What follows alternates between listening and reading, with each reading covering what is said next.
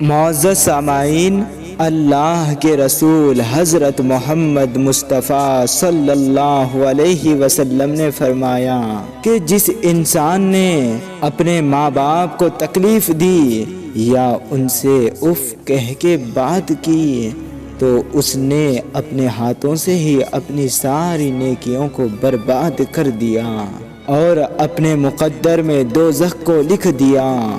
دوزخ کی بدترین جگہ پر اللہ ایسے انسان کو رکھے گا جو اپنے ماں باپ کو تکلیف پہنچاتے ہیں، ان کا دل دکھاتے ہیں۔ اللہ ایسے انسان کی کوئی بھی نیکی قبول نہیں کرتا جو ماں باپ کا نافرمان بن کر اللہ کا فرما بردار بننا چاہتا ہے۔ معزز سامعین، اللہ ماں کے قدموں تلے جنت کو اس لیے رکھا تاکہ انسان یہ سمجھ جائے کہ ماں کی خدمت سے ہی اللہ جنت نصیب کرتا ہے۔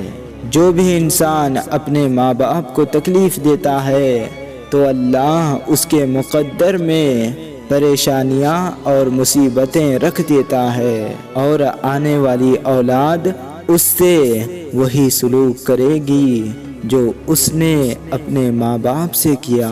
اللہ ہم سب کو اپنے ماں باپ کی خدمت کرنے کی توفیق عطا فرمائے۔